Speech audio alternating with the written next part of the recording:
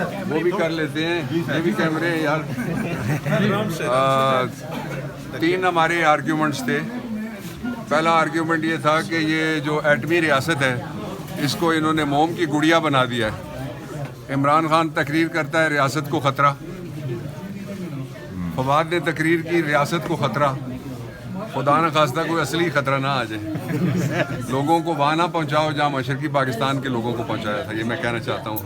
ये आर्ग्यूमेंट था एक। दूसरा आर्ग्यूमेंट ये था कि जो 124A है और 505 है,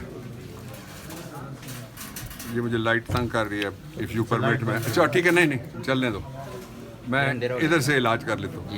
जो इलाज करन ते आने असी। जो दूसरा आर्ग्यूमेंट ये है कि 124 और 505, वो मैंने उनको कहा कोई FIR पाकिस्तान में जो ठहर सकी हो एक बता दें। दो मैंने जजमेंट्स दी इस्लामाबाद हाई कोर्ट की।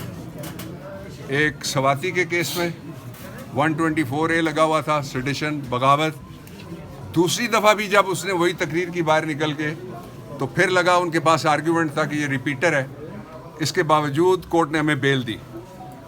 और उससे पहले जस्टिस बाबर सत्तार साहब ने FIR उड़ा दी। उन्होंने कहा रियासत को किस तरह से ख़तरा हो गया, तकरीर हो गई, रियासत को ख़तरा हो गया।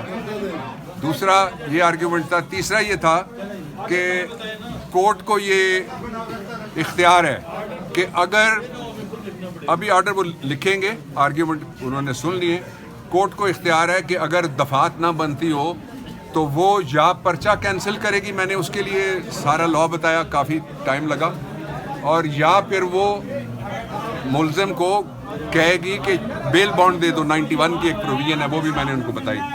सबसे बड़ा आर्ग्यूमेंट ये था कि वफाकी हुकूमत या सूबाई हुकूमत 124A का पर्चा करवा सकती है। फवाद के ख़िलाफ़ पर्चा करवाने की वजह से ये आर्ग्यूमेंट भी था मेरा अंदर। इलेक्शन कमीशन पूरा नाअहल हो गया है, इसलिए कि उन्होंने अपने आप को कहा है हम फेडरल गवर्नमेंट है। सारे के सारे नाअहल हो गए।